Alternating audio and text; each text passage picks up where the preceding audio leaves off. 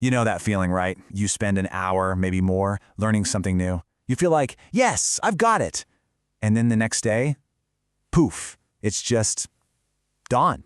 It is so frustrating, and it always makes you wonder. Seriously, why does our brain do that? You put in all that effort, you feel that little click of understanding, and then nothing. It's a feeling we've all had, and it usually leads us to ask another, bigger question. I think we all secretly hope the answer is yes. We want to believe there's some kind of magic trick out there, a special technique that'll just let us learn something once and then remember it forever. We're always looking for that one perfect shortcut. So if there isn't some magic bullet, what's the real answer? Well, that's exactly what we're going to break down today. And to find what really works, we first have to get clear on what doesn't. Okay, first things first. We have to tackle this huge myth head-on. This whole idea that you can find a shortcut and just bypass the real work of building a memory. So let's get crystal clear about this next point, because honestly, it is the foundation for everything else we're going to talk about. No method exists that lets you memorize something once and never forget it. It simply does not exist. I mean, let that sink in for a second.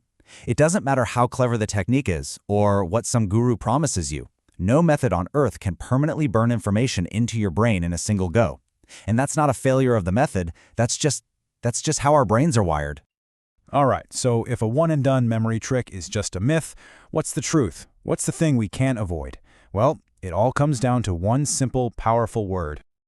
And that's it, repetition. I know it's not a sexy, quick hack, but it is the only scientifically proven way to build a memory that actually lasts. Every single time you revisit a piece of information, you're strengthening the neural pathways for it, you're literally carving it deeper into your brain. If you want to remember something for the long haul, there is no escaping this word.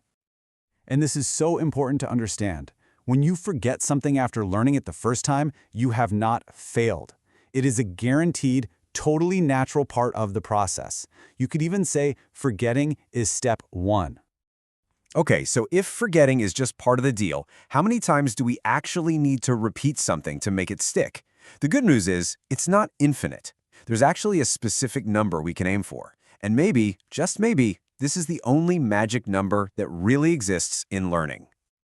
The target number is 6. That's the goal. 6 meaningful interactions with a piece of information is what it takes to get from "I've seen this before" to "I truly understand this."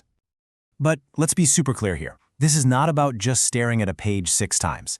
It's about 6 structured passes or reviews. So what does it actually look like in practice? This lays out the path perfectly. It all starts with that one session of initial learning. But that's just the beginning.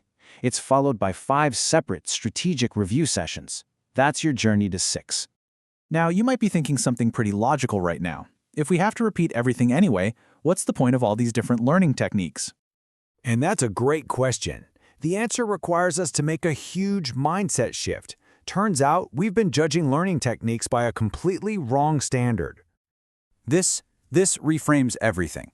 The goal of a good technique was never to help you skip the 6 passes. That's impossible. The real goal, the better goal, is to find a method that makes those 6 passes feel just as easy and efficient as the very first one did.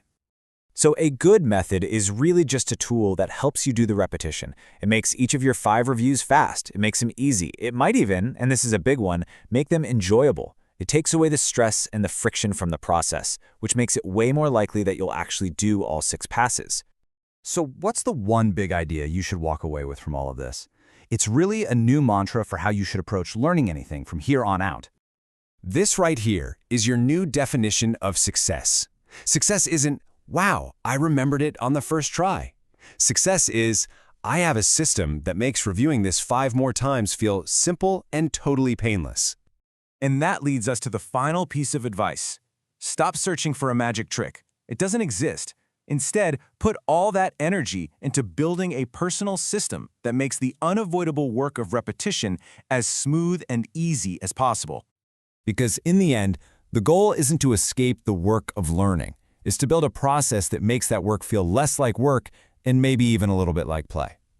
So the question is, what kind of system are you going to build?